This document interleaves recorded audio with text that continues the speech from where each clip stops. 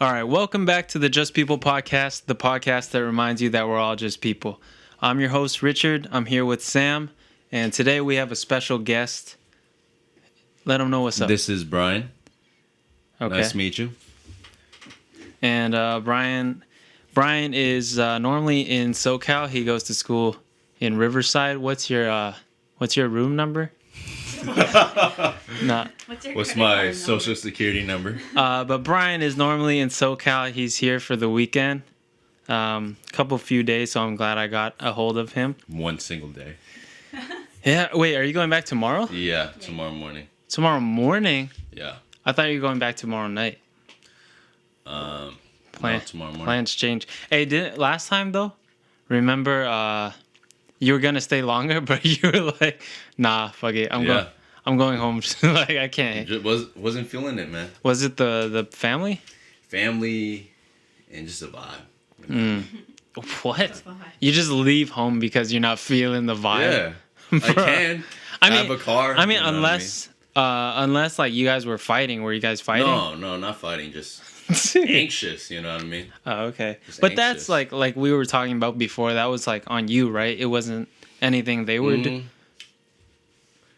Indirectly on them. Hey, you can't. Because of being, being raised by them. You know what I mean? Yeah. I do know what you mean, but at the same time, it's like. Damn, we're talking about family already.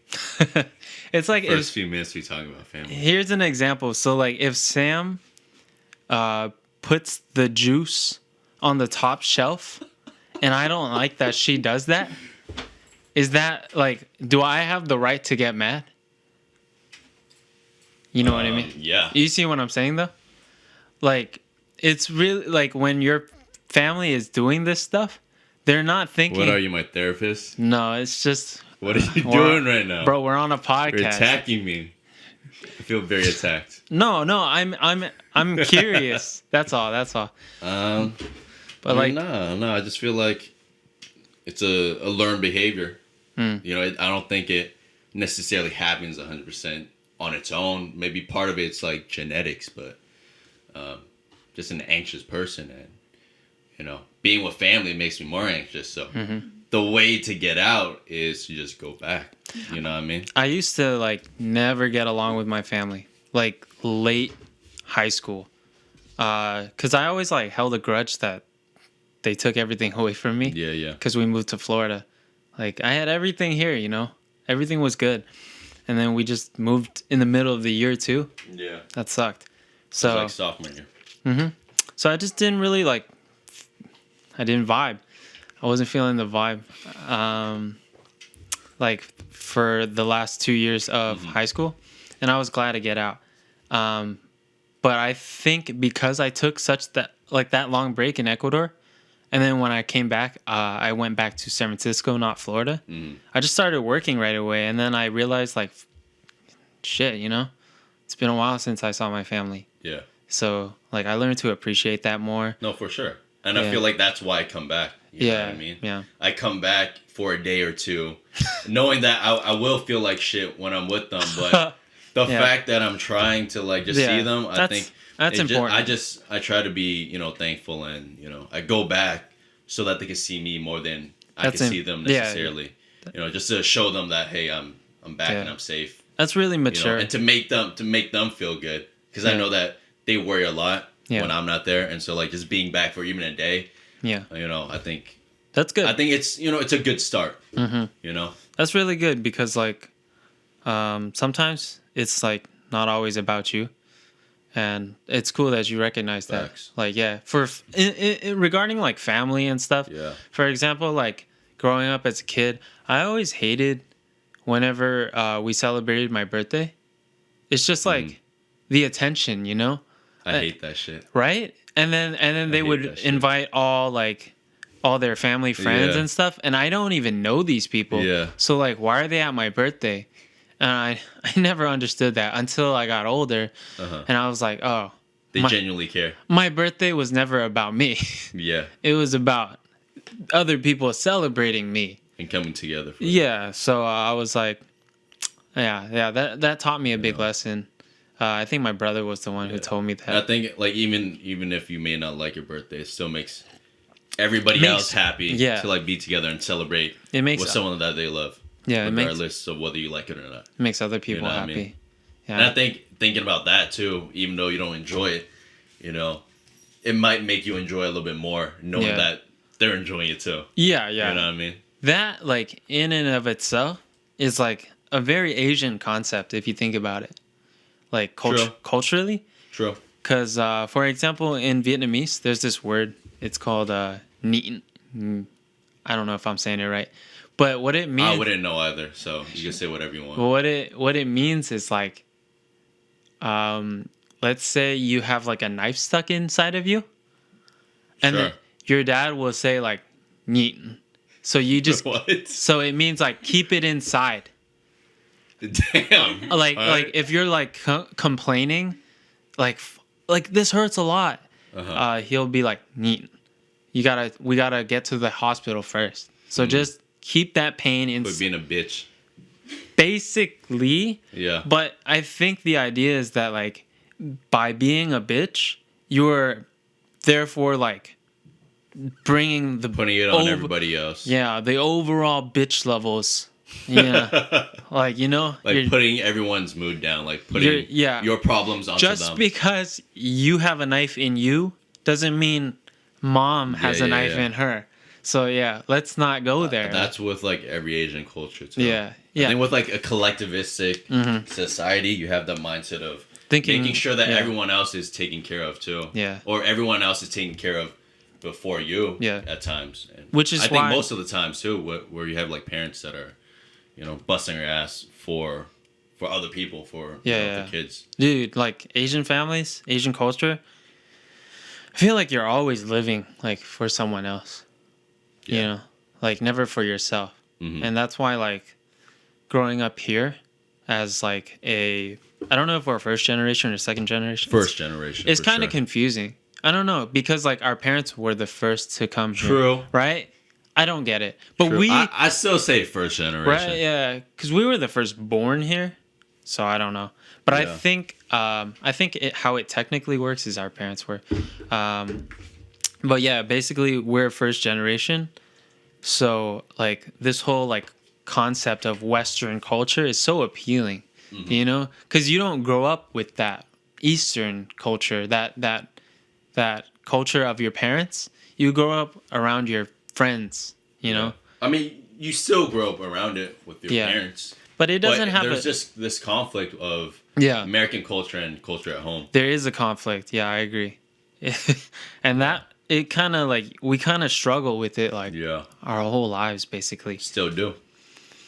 Me personally though, I don't know about you. Like I would actually think the opposite, but I've bought more into that aspect of my culture as I've gotten older. Like into like less Vietnamese. Less individualistic. Yeah, and more into like supporting the family and things like that. Yeah. Because at the end of the day, I think like these principles and these ideals in our culture, they exist for a reason. It's not just like to be a bitch, right? They exist to build a community basically, right. And like what I'm trying to do is like build a family. And the more and more I've leaned into that, the more and more like collectivist I've become. I still think it's important to like worry about yourself though, especially during this time where like mental health is such a like a big issue. Yeah, I agree. I think it's still important to like, to quote unquote be a bitch and talk about your feelings. Fuck, man. Yeah. Like holding that shit in. No, that pent up shit. Like I think it's so toxic. It's very bad in the long run, and it's very bad for yourself if you're not being happy doing what you're doing. For real. I think it's very important to talk about it, regardless of. Whether it's individualistic or collectivistic or whatever, man. Yeah. I agree. I think there has to be some kind of balance. Mental health is so bad, I think, in Asian communities. Because like with what I just said, like we're taught to just keep everything inside. Yeah. Like we can't even talk about our emotions. Yeah. Like That's what I do, man. I keep everything inside. Dude, I know. Like, because like with parents, you can't tell them shit. Because like we were talking about before, like you tell them shit, some like bad shit. Yeah. They'll blame it on you rather than look at the situation. Oh my God. You know? I recently told my mom, like, if I ever do tell my mom that like I just hate my life or something, you know, she'll be like, why do you hate your life? You have a car, you have a house, like you have a nice girlfriend, like why do you hate your life? Like, you ungrateful bitch. You know? Like, it'll be my fault for feeling bad about like my life. So like you're shaming the family for having these type of problems. Yeah, because we worked so hard for you to have a good life and enjoy your life. So why don't you enjoy it? You know, I feel guilty about that too. Just having like social anxiety and like, and you got it good. Trying to like figure out where I'm at in life and like figuring out like, you know, hang out with people or not hang out with people, and like just, you know, every problem is, it kind of weighs down on you where, you know, it makes you feel guilty that they came all the way here to like, for you to have this type of life that may not be all that great. Yeah. And then, just feeling like you're trying to have a good life for them at the same time too. Yeah, for real. Which is hard. Like, I think that's one thing. Like in Western cultures, I don't know if it's the same as for you, Sam, but like what I've noticed in like American families is that there's not as much of a swing the mic over after that. There's like not as much of an expectation for their kids. Yeah. In Western societies. Yeah. Like, but for us, like the day we're born, we're expected already to like generate just help out some kind of return. We're an investment, dude. We're a long-term investment. And like if it doesn't pay off for them, then like they just wasted their time. And they in like no doubt will disown you in a heartbeat. Like, you know. Right. I know my mom has. My mom like this she said to me, thanks for being, it was nice knowing you for 21 years. Like, fuck, dude. My mom just said that. I mean, you're here. You're not living with them anymore. So I know, but it actually happened. I said something like disrespectful in her eyes. I don't think it was, but I can see how it was. But it was something disrespectful in her eyes. And she said, nice knowing you. And she was serious, too. And she was serious. And like she was bawling. Like afterwards, she sent me like a 20-minute long voice message. I couldn't even listen to it because I was at work. I was like, it just, I don't know. Do I want to hear my mom cry? Yeah. Yeah, dude. It's funny because like when I was little, I had that same situation where like I would argue with my parents about, I don't remember, like stupid shit, and I was like, dude, I'm gonna leave. Fuck you guys. And then she's like, all right, leave then. And then she just started like taking my shirt off and shit, and like taking my pants off. And I'm like, wait. I'm like, damn, are you really serious? Like you know, like you really don't care if I leave? Wait, she was stripping you? Yeah. What's the point of that though? She was like, if you want to leave, like. Leave naked? Leave everything behind because like I bought you this clothes and shit. I see. And so she was like taking my clothes off. I was like 6 or 7. Oh my! So like obviously so I didn't have the balls to leave. You know what I mean? I was like, you know what? I'm kidding. Like I'm gonna fucking keep my clothes back on. No, mom, give me that. And just go to sleep in here. Wow, dude, that's so young. This is gonna be a traumatic episode. But fuck, I haven't even thought about this memory in so long. But that just triggered something. Bring it all back. I remember one time I must have done something, but my mom told me to wait in the garden. Like at night, it was nighttime. The garden? It was dark. Imagine me just standing outside there, right? In the backyard. She locked you out? Yeah, she locked me in the garden. And she said, I can't come back in until like I've learned my lesson. Well, what did you do? And me, I don't know. I forgot. It was so long ago. That's crazy. But it was cool. I was wearing a t-shirt. Aww. And it's dark and there's bugs. And I was it in Florida? No, it was here. I was a kid. I was like 10. Aww. Yeah. And it was rough, man. I can't believe that happened to me. Another thing. When did she let you back in? Yeah. Like how long did it take for you to go back inside? I think like 30 minutes. Oh, pretty long. I'm stubborn. What? 2 different views. 30 minutes? That's it's long? cold out here. So? You'll survive? I know, but I was like 10, dude. You're a little boy. It's like your mom taking off your clothes. Like that stuff affects you. Yeah.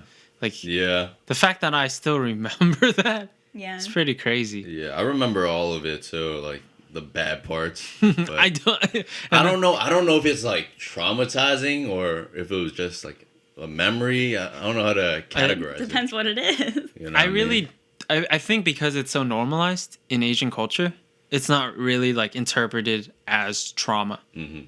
But to any other one, any To, other like, person, Americans. any other person looking in from the Yeah. outside, like why would you do that to your kid? He's gonna grow up all like damaged and stuff. And They like, were right. do They were right. you think you are? In some ways, yes, I definitely think I am. for sure. I definitely think like I'm really insecure about like my intelligence because growing up my dad always made me feel stupid. Does that make sense? Yeah. Like he always yelled at me for like the smallest things, like if I did anything wrong. Like I almost crashed our car when he was teaching me how to drive because he just kept yelling at me like, no, you're supposed to go left. Yeah. And I was like, stop. And I just fucking speeded in like a residential zone just out of like anxiety and anger. Like he just triggered me. So I think Yeah. that's one of the things. There's probably way more, but that's one thing that that makes me a damaged person. Yeah. Yeah. What about So I you? gotta share now. You don't have to. Only if you I want. guess I have No, to you now. don't. Now that Nah, you're, nah, now bro. that you just said that. So, Move on to something else. I mean, NFTs. No. Yeah. I mean, I feel like I have like anxiety. I'm very anxious all the time. I'm always overthinking. I think that comes from my parents because, you know, when they're always telling me to like to be careful 100 times a day Yeah. because of And you're this like, or I know, that. I know. And I always say, Yeah. I know. I still Yeah. say that because like I was in the car at first with my dad who was like driving me He back. drove you? Yeah, and he was like, "Yo, make sure like you know you always have your trunk locked." I'm like, Wait, he's No- the one driving. "No shit, no, like just you know when I'm back in Riverside." Oh, I see. I'm like, "No shit, like Yeah. I know that I've been Yeah. driving for like 2 years, and Yeah. you know this just like the general gist is like I'm an adult. And, like, Yeah. I know my shit. You know, I'm okay. I'm alive. But Yeah, right. why you got to keep telling me this? We're doing all right. You know, and then it's just We're not it's starving. just them saying the same shit over and over that it makes you anxious and you kind of internalize it. It does where make you kind of like anxious. you know push it away, but when you're alone, you still kind of have that. Oh, make sure you do this. Make sure you do that, and be careful. Like because I still check my car whenever I'm back in like Riverside or wherever I'm at. I still check my car if it's locked like 3 or 4 times. You know, I still click it multiple times just in case, even though I know it's locked already. But just my parents, you know, having that the same reminders on a daily basis or when I'm with them, like that makes you think just the same way, you know, as you were with them when you were by yourself. I mean, do you ever tell him that though? Because you said Do I ever tell them that? Yeah, like you said, you do it even without him reminding you. I don't know. I think it'd be a nice idea to just be like, "Hey, I'll lock my car, by the way. Thanks, Dad." I don't know. I feel like he'd appreciate it. You know? Maybe, Yeah. maybe, but I guess now I don't. Now that I'm older, I don't like explode on them Yeah. Same. and just be like, dude, like why do you keep telling me this? Yeah, And yeah. you know, just go on a tangent. But more of it, it's like I know that they might not change anymore, and they might Yeah. just continue doing because For they're real. just loving parents because they come from a a good place of just worrying about their son. So Yeah. I think more so is just Yeah. letting them say what they gotta say and not really talking back about it and try not to internalize that shit. You know what I mean? Yeah. Don't let it get to you. Because I like at the end of the day, it really does come from a place of love. Like your dad cares about you. For Like, sure. Yeah. It's just that Asian people have They're so a weird bad. ass way of doing it. Terrible. You know, in They're a so place bad. that they don't really resonate with. Yeah. Like because we grew up with Western standards of love. Like why doesn't my dad hug me? Yeah. But no. Yeah. Like why doesn't my dad tell me he loves me? Why doesn't my mom kiss me goodnight? true. That is sad as shit. Why It's does so my mom true. Why does my mom Well, lock I me got a outside? question for Sam though. Like, For real. Yeah. you hearing us talk about, how we're raised, by parents in a different country. Like, how does this sound to you? I mean, like, it sounds bad because I can see how it affects you. Yeah. Yeah, but it's like, yeah, it's way different from how I grew up. Definitely. Like Can imagine. I got a lot of love, but Yeah. I feel like it should change, I think like, it will. the way, because think you it see will. how wrong it is, right? So like you won't raise your kids Do you think like it should that. change in the whole world or just in the U.S.? I mean, I don't know. In Asia, like you can't tell them to change. That's just the way they are, Like Yeah. they're still not seeing it. I Yeah. think. Because, like, who are we to tell, Yeah. them what's right or wrong? Yeah, it's like You know what I mean? I don't know. Everyone's views are different, but it's definitely like traumatizing, Yeah. Yeah, but I didn't have that growing up. Like I didn't get along with my dad, Mm-hmm. but he didn't like, yell at me for little things. He still Yeah. loved me at the end of the Lucky. day, but I didn't talk to him like I loved him. You know what I mean? Because of the things he did and the way he was, but it wasn't like traumatizing. How about your mom, though? Like, I love do you my tell mom. them, like, do you, like, tell your mom or your dad, like, about, everything in your I life? tell my mom Dude, everything. Her mom's awesome. My mom was like my best friend, Yeah. but my dad wasn't. Like, I even know. Yeah. I tell my mom, I'm like, I don't like dad. That might Yeah. just be a problem with like masculinity. Yes, it was. It's like, and the way he was raised, because his parents were immigrants from Scotland, but I don't know how they were raised. But Yeah. it's like, I just think Yeah. as men, like we have certain expectations, yeah, and like your dad has to be stern, and like it's not things he's actively thinking about, but it's things he's internalized over time. Like I have to be like this so that my daughter will succeed. I have to act like this mean person yeah. because that's what dads were growing up. His, I think it's changing, though. it is. Yeah, he was a Changing a boomer. lot. He was a boomer. For the better. For the better. Like I mean, that's what we talk about when we say toxic masculinity, right? And going back to like what you said regarding like the whole world, I know it's kind of like cheesy, but I think I think you can only deal with yourself, or the only thing that you can change is like your world and like the people around you. But that's it. Like yeah. I mean, I don't think this shit's gonna change within, like, a few years. It's gonna take hundreds and hundreds and hundreds and a shit ton of years. However, I kind of disagree with you there because like with the explosion of the internet, I think social movements are like moving way faster than they were before. Like we've made way more like social justice. We've made more progress in social justice in like the last 20 years than the last 100 years, because it took them like 40 years like from getting women to vote, from like allowing black people to drink from the same water fountain. So I think now, because of the internet, we recognize things right away and we are able to like act on it right away. So How do you change like the Globally. way parents raise their children?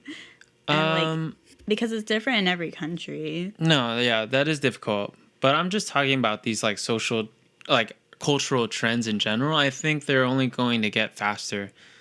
And because like we are going to learn about what is wrong faster, Yeah, I guess so. because before, like, you just go about living your life, you don't know like what you're doing wrong. Yeah. But now things are being brought like into the spotlight.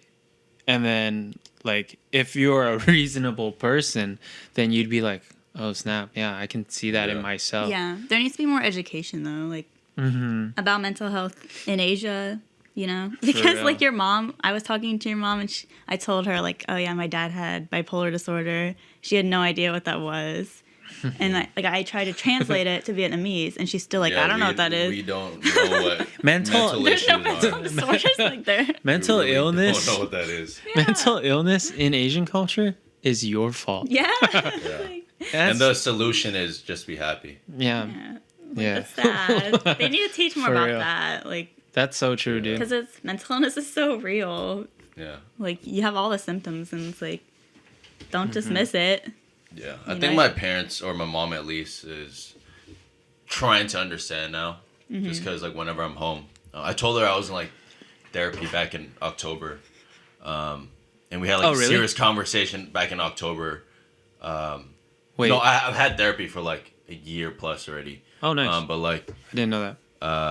like when I went back in October, I was talking to my mom about some like serious shit about just like, you know, just with like upbringing and, you know, my anxiety and just how life is now. Like I just told her like, you know, what happened before, like I kind of like, I forgive you guys now, but like it really had a huge impact, you know, on my life and shit. No, you know, she probably got mad. No, she got like sad. She started crying because like, yeah, she's like, oh, like, I'm so sorry. Like I didn't know you felt that way. That's good.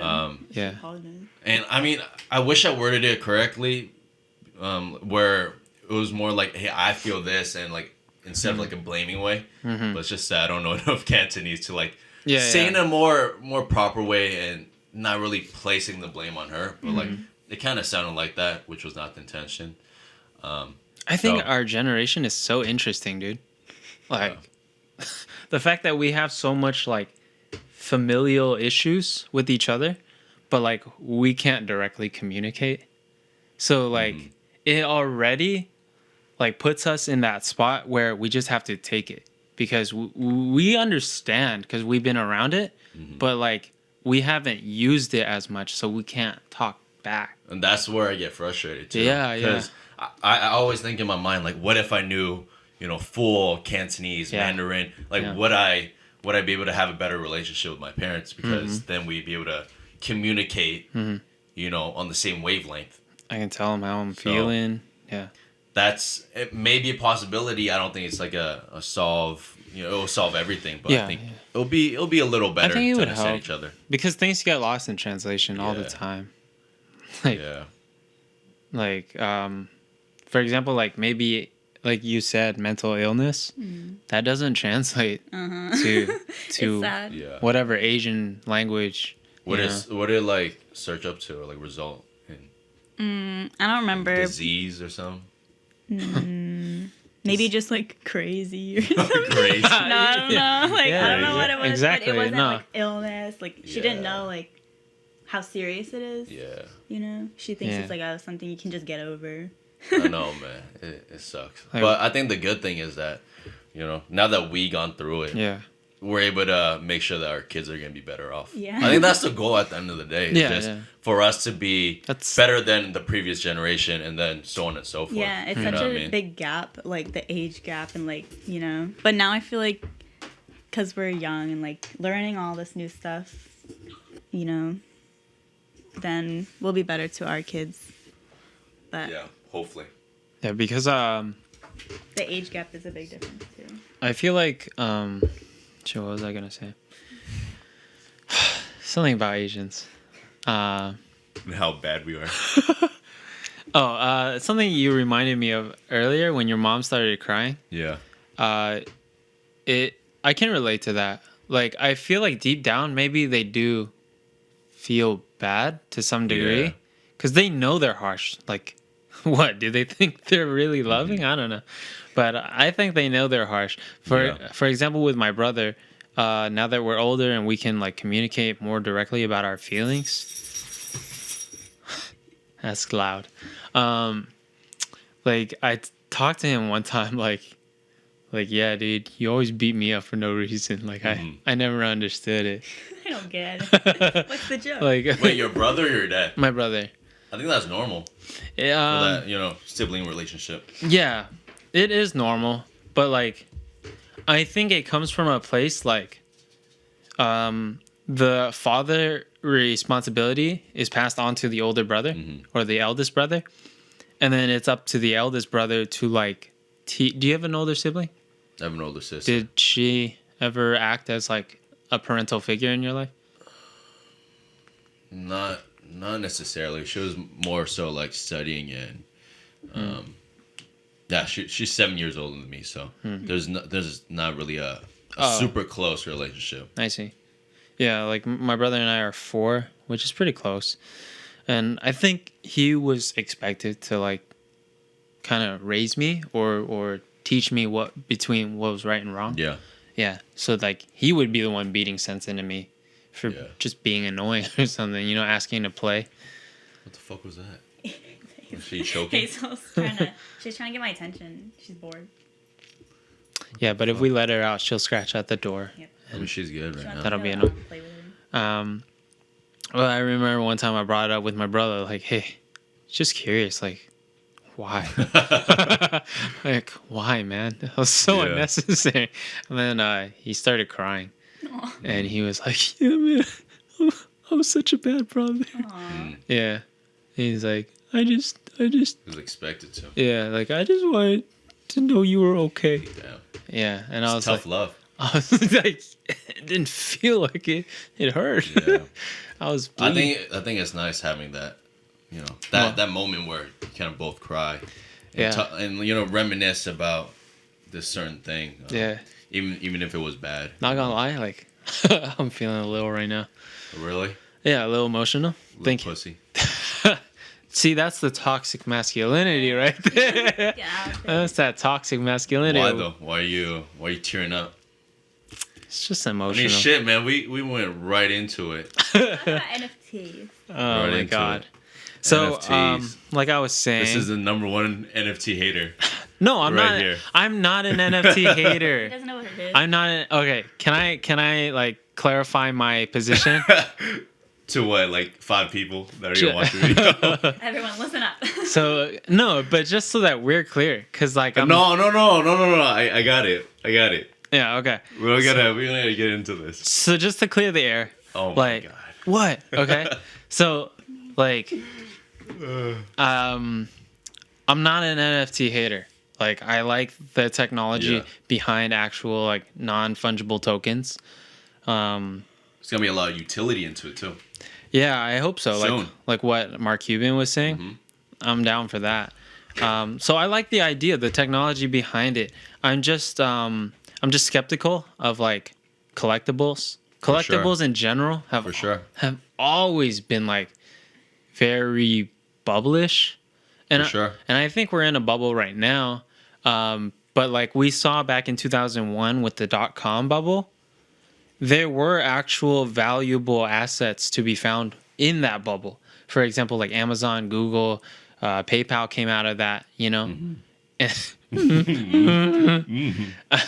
But those were actual good companies, right? Yeah. And during that time, everyone was just like, oh yeah, like AOL is good, Yahoo's good, anything with the .com was good. And I feel like that's what's happening now with NFTs. Like, where there's a shit ton of people making it. And only NFT. 1% or 0.1% that's actually going to matter soon. Yeah. You know what I mean? Exactly. That's what I'm saying. So I mean, it's only natural though, because like people want to ride the hype. I mean, and make money off of it. Yeah. And a lot of artists are. Yeah. Are gonna make a lot more money. You talking about them using the technology? Yes. Oh yeah. Yes, because a lot of individual artists have a newfound platform to actually spread their art. Yeah. In a way where it hasn't been done before. And it's kind of like they get to be their own like corporation, and those are their shares. Yeah. And you can like invest in. That's really cool. Yeah. It's bringing them closer to the buyer. Yeah. The buyer to it's the more artist. Like more personal. Peer to peer, like they say. But like the only issue I have is, like you said, it's momentum trading, and that's fine. It's just like at the end. It's fun. It's fun. But at the end of the day, like I'm just not a momentum trader. That's all. That's all. Oh, yeah. I got it. That's literally it. Like no problem in you riding the wave because you can't ride the wave. My only problem is once the wave crashes. Well, yeah. I mean, a lot of people are gonna lose their money. Yeah. You know, and with the NBA Top Shot. Yeah. So, I made a lot of money. I lost a good amount because everything was coming down, but I still like came out with a good amount. Are we at liberty? Are we at liberty to disclose that information? 5 figures. 5 figures. Like, just curious. Like, why don't you, like personally disclose it? Like, what's your reason? I feel like it's something that's personal. You know what I mean? I think I think money's always a touchy subject. I think it always has been, but Yeah. it's like because we make it a touchy subject, like it doesn't have to be. Yeah. I mean, for me, it's like it's kind of hard putting in a way where, you know, just in general, there may be someone else in the room that might not have that amount of money, and it might sound pretentious when you're talking about, oh, I spent X and X amount, and then it might make someone else feel bad. So like, I mean, I don't want that divide with, like how much money you have, just making someone feel bad. I mean, like, I don't think, for example, like, yeah, what you said made sense. Like, if you spent 10,000 on like some random, And just saying nonchalantly, Yeah. where 10,000 is an Yeah. unthinkable It's amount of nothing money to you, right? someone else. yeah, It's like, dude, yeah, it's not necessarily your fault for saying it and making them feeling bad about it. It's just, if I'm conscious about it, then I wanna, not have to make someone feel bad like that. yeah, like, no, I agree with you 100% in that aspect. But in terms of just like admitting how much you have, I don't think that's very harmful. Like, people can still get butthurt about that, but I think the difference is like I'm willing to just teach someone like how, because I think if we're always just never talking about money, Yeah, then we're not gonna make money. for sure. Like, I mean, I think it just depends. It just depends on who you're talking with and whether you like I trust agree. them or not. Trust them that. I agree. Like me, when money doesn't really matter. like me that. personally, I don't disclose my money, how much money I have, unless What the fuck are you doing? unless they ask, right? And then if they ask, like, sure, I'll say it. Yeah. And then because what I hope that does is not alienate, but rather like inspire, if that makes sense. Like I want Sure. my story not to be one of like looking down on all the peasants, but rather like anyone can get there because I work like almost a minimum wage job. And I just work 40 hours a week. I don't have a side hustle, but you can do it through passive investing. Like anyone can do it. It's just how much like research and time do you want to put in it? Not even like you could honestly just throw your money into like an index fund and you'll probably outperform anyone else actually trying. Or just put it all in Tesla. Like I did. Just fucking put it all in Tesla. Yeah, but Just trust Elon Musk. that too, we trust Elon, but also like there's a lot of other things that go into it. But yeah, I don't think like having a lot of money is something that you just like keep to yourself because you're afraid how it'll make other people feel. Like I think honestly, like what you did was impressive, right? Like you said yourself, you multiplied your money Yeah, man. multiple I had, times. Dude, I had like 2,000-3,000, in cash To start. in the beginning, and I was like, you know what? I just wanna. I'm taking 5 classes. I got a marketing internship that pays me like $150 a month. Really? And That's ass.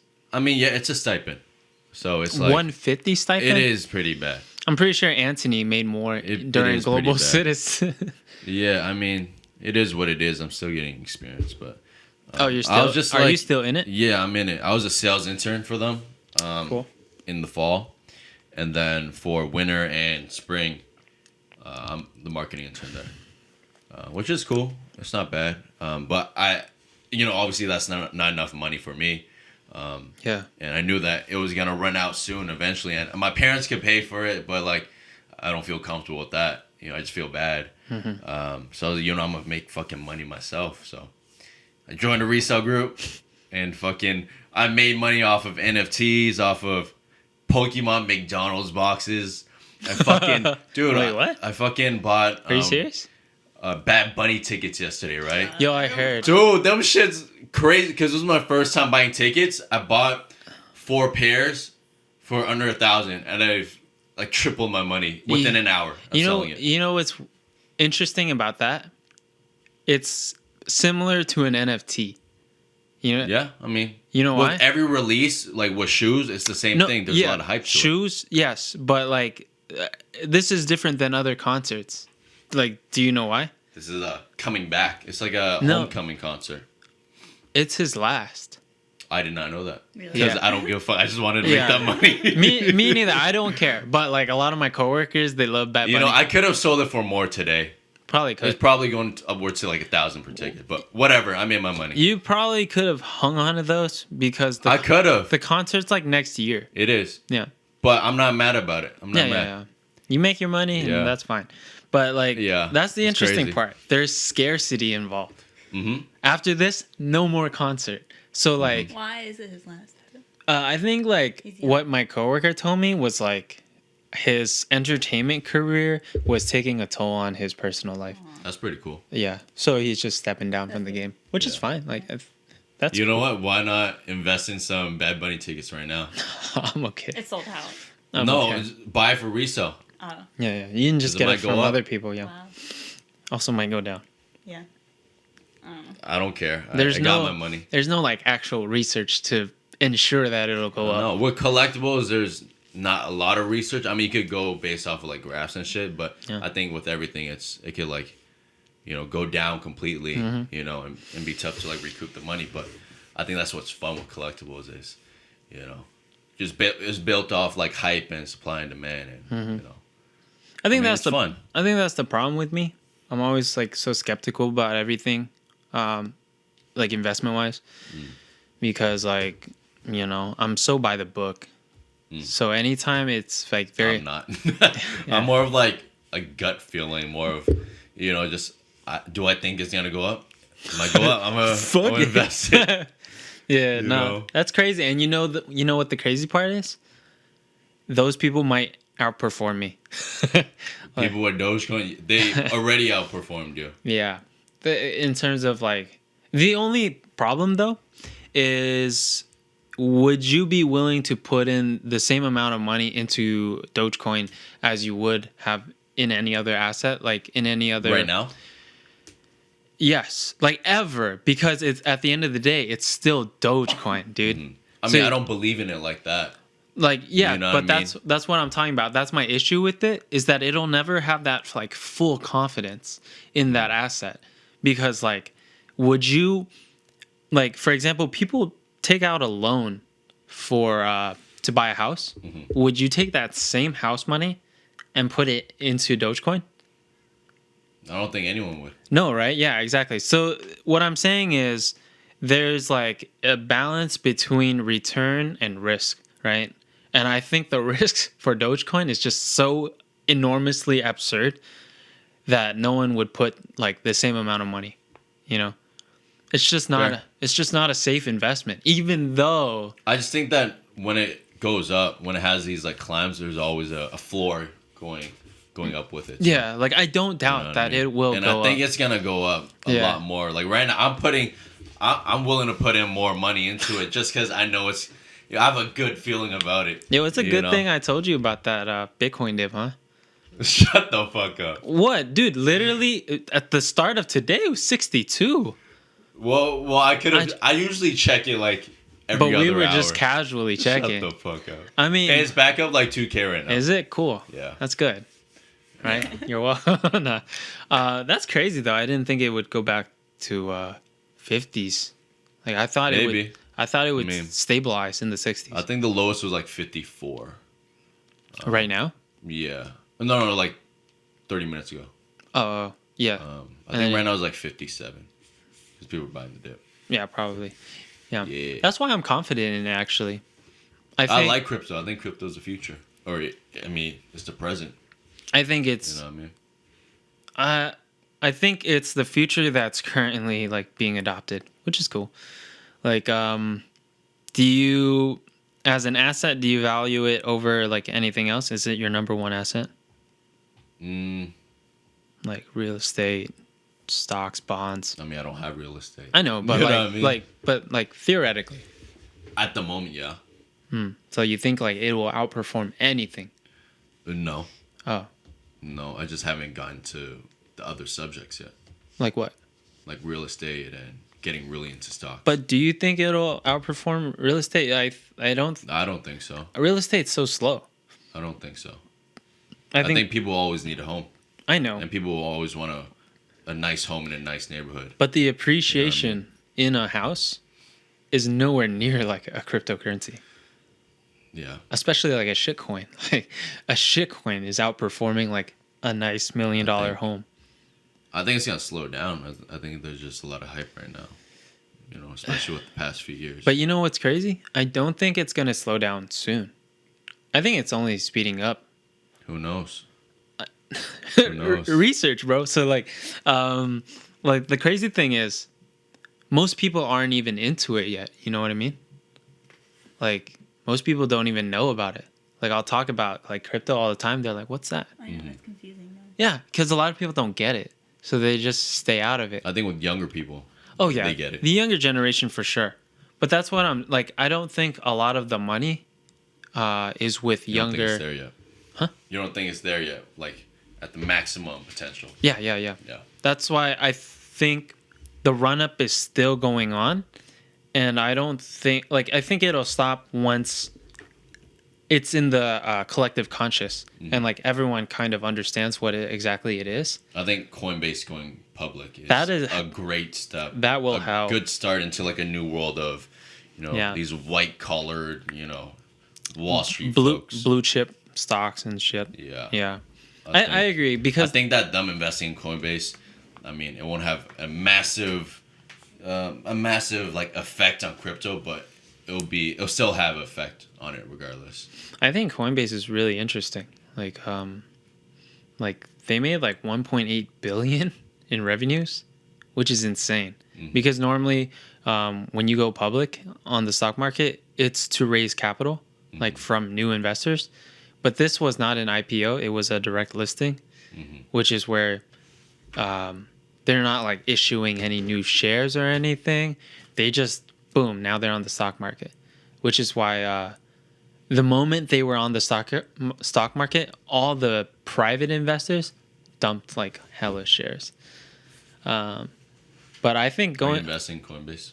I'm long Coinbase. Yeah, I'm long Coinbase. Like I think digital wallet technology is really cool, and I think fintech. I think it's very simple right now too. Yeah, right.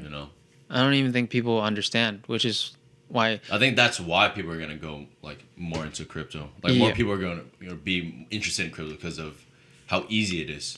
I think Coinbase exposure on the stock market, people are gonna ask That's good. like what's the big deal, and they're gonna That's do good. more research. Yeah, and they're gonna look into it. But Thanks. do you own any crypto other than like Bitcoin and Ethereum? Of course. I have like Flow, which is What is that? what NBA Top Shot uses. Hmm. And so like Dapper Labs, the like, token- they created the token Flow behind- crypto. Yeah. Yeah. And Can so, you like, can you explain more of that actually? Like what? Top Shot, NBA Top Shot. Yeah. Because I don't thought know- you know. Huh? I thought you know. I really don't get it. Hey, first of all, for those who don't understand, could you clarify or like, could you clear up what an NFT even is? Yeah, so an NFT is a non-fungible token. So like everything, any and everything is just different from each other. So nothing is exactly alike, and like you can see it on the blockchain where So everything is exactly It's unique. unique and different Okay. from each other. So like, what is fungibility? Fungibility Yeah. is, I think, I don't fucking know. I know non-fungible is just they're different. So fungible would be the same thing. So I think what's fungible is money, like dollars, dollar to dollar is the same shit. Because they have the same value. But for non-fungible, it's unique things that have different value no matter what. Because like in NBA Top Shot, which is collectible that has like highlights, and they put in an NFT where each highlight of like a moment of a highlight, they might distribute 1,000 of them, but not all 1,000 will be alike, no matter, even though they have the same stats or they have, the same highlight to it, they might be, a number 1 out of 1,000 versus a number 799 out of 1,000. So obviously the number 1 is more valuable than the 799 because people like that single number more. Are you getting this? Are you getting this, Sam? Went down a little bit. So like, you know what I'm saying? Once Like, you threw in the numbers, I got a little so like lost. a 799, let's say the Kyrie Irving that I bought, it was like a 400 out of 1,000, right? Okay. And so it was like $400 when I bought it. But like, if you have the number 1 out of 1,000, you kind of get to set the price however you want because people tend to like that number 1 of anything more than a number 400. Okay. Right? Because it's the first one that was made. Wait, can I ask you something? Yeah. Like, what makes one Top Shot better than the other? Scarcity, because there's different amounts of supply. So it could be like one moment could have... They're called moments. Yeah, so like the highlight... These Top and Shots then put you buy. made into a collectible. The collectible is called the moment. And so you buy these moments, right? Makes sense. And so, you know, there's about 10, 20 LeBron moments right now. And Series 1 was from last season when they started. And then Series 2 is this season. But right? Are all those LeBron cards worth the same thing? And so for each moment, there's different quantities of them. So there could be like X out of 50 of a LeBron James dunk in, 2019 against blah, blah, blah. Like, let's say it's all the same dunk, right? Like, in that 50, yes. Yeah. But there could be a different moment of that another has dunk. 35,000, which is the current highest supply of a moment is out of 35,000. And so obviously out of 35,000 will be a lot cheaper than out of 50. But have they ever increased supply? Yes, because those moments would be like CC, which is like circulating count, which means that they can still produce as many as they want past 35,000. But if it's an LE, it's a limited edition. Interesting. Which means that they're gonna stop producing it. So those there'll only be 50. So to me, those make sense. Like, but at the same time, like I don't want to buy a moment if. Well, that's what a lot of people are doing. A lot of people who like want to invest long term is doing, the LEs make doing sense. like the LEs Series 1 because Series 1 is like the first collection of players and moments. And obviously those will always go up in the long term as opposed to like number 2, number 3. So yeah, I mean for CCs it's a lot more dangerous, which is why many of the out of 35,000s are like $3, $4, $5 right now. Did you say 3? Yeah. Oh, okay. Like single digit. Yeah. Oh, so like $3 to $5. That's so little. And they're only gonna like be worth even less as more moments get distributed. That makes sense. Because like right now they're still releasing packs and only about maybe 30-40% of a 35,000 moment is actually owned. So the rest of it is gonna be pushed out in future packs. Yeah, like that's what I like about Bitcoin. It's that like written in the code, they programmed there to be only 21 million total coins. It's limited edition. Yeah, exactly. Never to be produced again. Every single Bitcoin is an LE. And that's why people like NFTs because you can make however much you want or however little you want. But that's what concerns me. The scarcity. Yeah, exactly. So the fact that you can manipulate the scarcity by manipulating the supply, you therefore manipulate the demand. Yeah. Meaning how do you know what's going to be manipulated next? I mean, for Top Shot at least, they could put something to LE or CC immediately, or they can't put an LE to a CC again. Once it goes to LE, they won't produce it. In my opinion, I would only purchase like an LE, right? Because I'm just scared. To invest, yes. Yeah. Oh, okay. To invest, yes. But sometimes for that's CC, an understood thing. There are challenges where you need like certain CC moments to like to complete a challenge for a reward. And so sometimes when those CCs are mentioned in the reward, those will go up. So that might be a play where once you get a notification that hey, this CC moment is gonna be in a challenge, maybe you could buy, before the actual peak of it and sell off like that. Because with like there was a Cool Cat challenge when they're doing this Cool Cat challenge of, there's certain moments released in packs called Cool Cat packs, and then you need to get 4 of these Cool Cat moments, and like 5 of these CC moments, like random moments, and complete it for reward within 7 days. Just curious, is this might be stupid, but is this anything like NBA 2K My Team? Like how there's a marketplace for these players? Yeah, it's a whole ass marketplace. Is it like that though, where you like open packs and like you open packs, you buy, sell, you could gift, like you could diamond send it to cards, players. stuff like that? There's like 4 tiers. There's common, rare, I think legendary. I don't know. There's like legendary, ultimate, whatever, and there's I get it the depends point. on the supply of it. Yeah, that's scary. Like I just don't like the idea of the scarcity potentially being manipulated. Like but like you said, that you don't invest in those, right? Those are traded. Yeah. Those are generally. I don't invest. Everything that I have right now is CC. Like I only have 9 moments right now. They're all out of 35,000. But that's because for like other packs now, from now on, for like legendary packs, you're gonna have like requirements that you have to fill. For like, there was like a pack last week where you had to have like 15 moments in order to qualify for the pack. Or if you spend over 1,000 on Top Shot, certain requirements to get these packs that might give you, an amazing ROI. What is an amazing ROI? On a moment. Shit, man. What's your average like return? Right now or like before during the peak? Overall, I made like 5-6 times my money. Nice. And then my brother-in-law, who I put on, like he put in like 25K, and he was up like 60-70K at one point.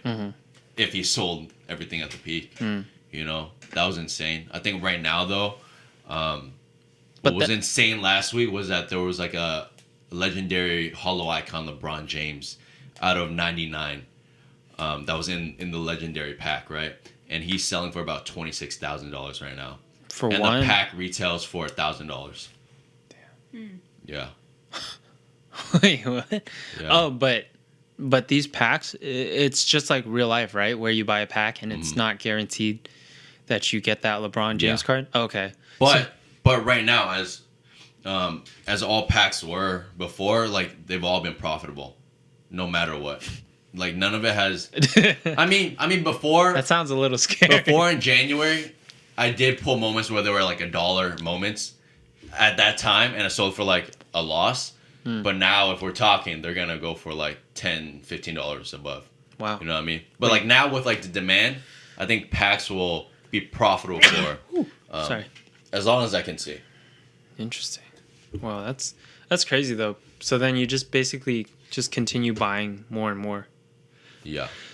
It's dusty. I mean, in the queue though, there's like a queue system where you have to enter maybe 30 minutes before, and then during the time where it releases, you're gonna be randomized within 300,000 people, and there's only gonna be about like for a base set pack, which is like the most common and the easiest one to get, it's like 50,000 per drop. So it's very hard to get a pack, because you gotta wait in the queue. Yeah, and with like 300,000 users, and then for the legendary pack, there was about 2,000 packs and like 80,000 users competing for it. But what is the velocity in the Top Shot market like? Does it move 300,000 go by quickly? I think right now it's just all going down for the most part. Oh, so because right now they're purposefully just pushing out volume, and I think they want to make it available to like everyone. So they're diluting the market. They are diluting the market. That's not that cool. Yeah, so that's why I stopped really? investing in them and like made sure I got out before period? Even got down. Like no, not period.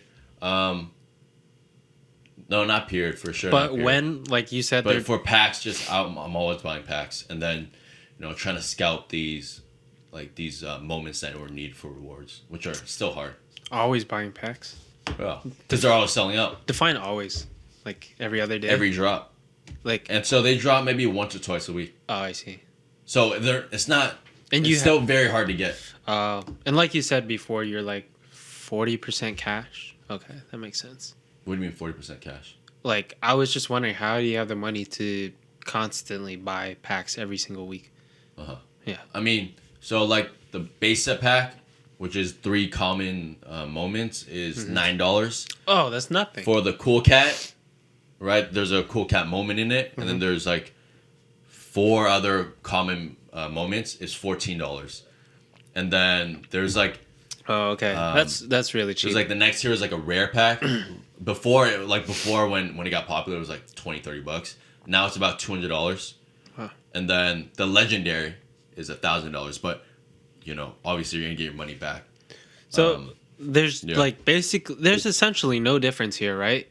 With NBA Top Shots and NBA cards, like the actual sports cards. What do you mean no difference? Like for me, it just sounds like a digitalized version. Is that what it is? Yeah, basically. That's basically what it is, right? There's like no difference. That's about it. Because in real life, you run into the same. I think it's for NFTs. It's obviously digital, and also. I mean, you can't grade it. You can't be like, oh, this is a terrible condition NFT. Where that's in cool. the sports card world, it matters, because people are right now, especially within the past year, like grading cards are a huge thing, because nowadays you could buy a raw, like a Charizard card for like a few hundred, but once you grade it and you get like a PSA 10, it might multiply by 3-4 times or even more, depending on the card. That's so crazy now. I mean, it probably doesn't affect you as much because you're into that stuff, but like the market just seems crazy right now. Yeah. Like where people's money is going. Yeah. Like that's what concerns me, is when money is just too easy to be made. You know what I mean? Like one thing that's... Well, a lot of it has to do with luck. A lot of it has to do with luck too. I know, but markets weren't... Like, generally speaking, when you could just throw your money into anything, and then you'll get a return on it, like, that's generally not a good time to be invested, because all it takes is for people to... That's why you get out fast. Yeah, and that's the issue, right? Timing. Because there was 4 days of that peak where I think they did 40 million in a day. Yeah, which was, at that time, it was like 20-25% of their entire sales transaction. And I'm sure a lot of people are going to be left holding the bag. I'm sure. I mean, people who joined after the peak, they're losing money now. They're losing money now. Like, dude. I mean, at the peak, I think there were days where I wasn't sleeping. I just wanted to keep trading and like doing everything that I bought. Like, you could buy a fucking a D'Anthony Melton, which is like an unknown NBA player. You could buy him and like make $10 off him immediately. Are you serious? It's like whatever moments that they had during that time, everything was like profitable, and there was no moment that was like I lower never than $50. even heard of that player. Exactly. What the heck? Yeah, see, I think that's the difference in like our strategies. They're just different strategies. I'm not saying what's better, but like what I like about mine is I never get like stressed out. Like I do lose like up to 6,000, 7,000 in one day, and I'm just not stressed because like tomorrow there's an upswing, like 11,000 in one day. Yeah. So like it's just and over time it has only continued to go up and up and up, like without touching it, without selling it, without buying anything, like So it's just a stress-free strategy, and that's what concerns me. When are you comparing stocks to NFTs? No, just that active trader, kind of like momentum swinging, momentum trading. Yeah, passive investing versus momentum trading. That's what concerns me about like newer people, is that how devoted are these newer people going to be? Like, how much time are these people going to put into it? Like, are they going to constantly watch it? Because if not, in a heartbeat, they'll just be left holding the bag. I mean, there needs to be a balance. I think You just gotta be smart with your money, whether you want to like scalp something or whether you want to. But this is the difference. This is the difference though between like a normal stock versus like everything we're experiencing now, is that there's so much. Everything now is driven by hype, right? So as soon as the hype dies down, thank you. As soon as the hype dies down, it crashes, and it crashes hard. So like a lot of people, like for example with GameStop, big run up. I mean that's obvious though. Yeah, that's obvious though that it's gonna like go down. It's not sustainable. It's exactly. obvious. So this is the difference. It's that like with an actual company with actual fundamentals behind it, not driven by hype. It's a safe investment, right? It's a safe investment. You can leave your money there. You don't have to touch it. You don't have to look at it. In fact, not looking at it is probably better. So yeah, it's just so stressful being in that situation. The fact that like you could get, I like it. That's why I'm in it. It's thrilling. It's highly addictive. It's fun. You know, I've made more money in the 3 months that I've ever. I don't doubt I'm that, happy bro. about it, and yeah, good for you. Putting into putting into different things, like it allows me to put money into long-term investments, like crypto, which is and good. It gives that's why I do it right now, because like I don't have a shit ton of money where I could put into long-term investments. Yeah, you know what I mean, and this has allowed me to like put that profit into things that I think will go far in life.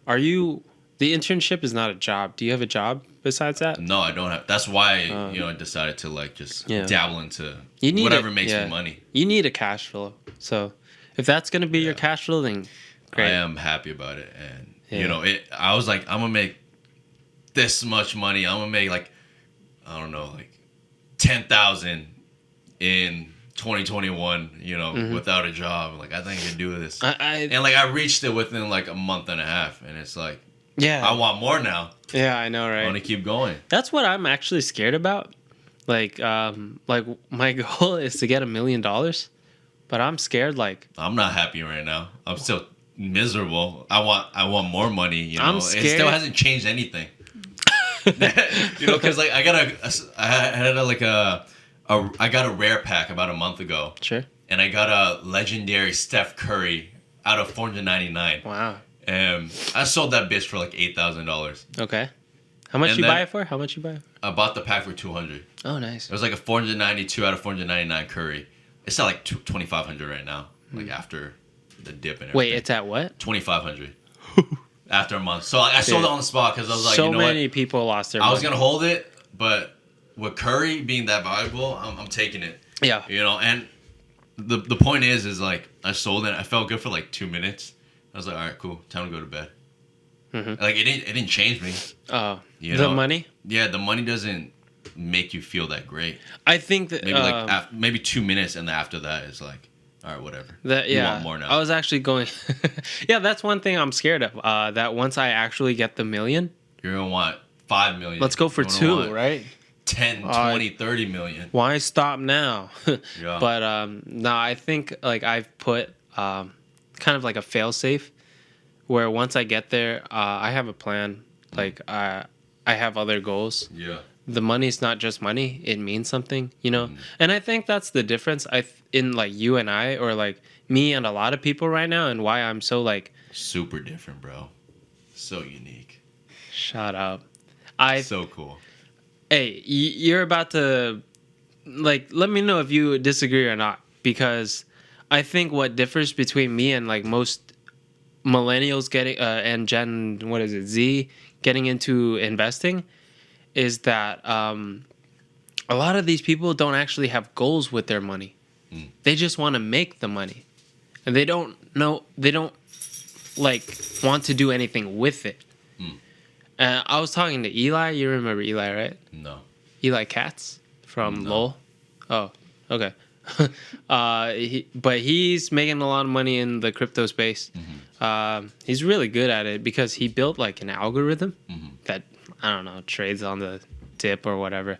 But the difference in him and I, and I think the reason why so many people are able to put their money into such a risky asset is that I'm actually trying to like start a family. You know what I mean? I'm just trying to find some place to live after college. That's my goal. My goal is to make enough money for that. See, that's what I'm saying. That's the goal, though. Yeah, I know. But like, Damn, he's like, I know, but it ain't shit. No. It ain't shit compared to what I'm doing. For example, like yeah, there is a difference. Like once I'm there, it doesn't stop there. Like I think for many people it doesn't just stop. I want an empire. There, I think people are always striving for more. Yes, but my goal, it just goes so far that like, I know this sounds douchey. It extends so far that there's no space to fuck around. Does that make sense? Sure. I'm constantly anxious thinking about this kid I didn't even have yet. You know what I mean? So I'm thinking about my second kid and how I'm going to support him. Yeah. I'm thinking about how I'm going to support him.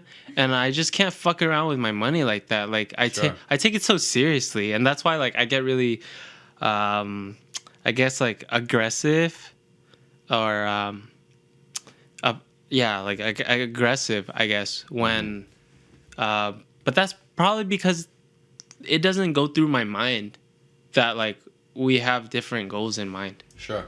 Yeah.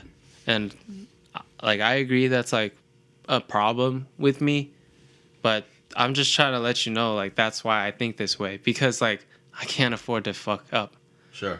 If I fuck up, like, that could be like my kid's school tuition. You know, just don't have that kid. That's a good. Simple as that. That's a good way. Relieve your stress.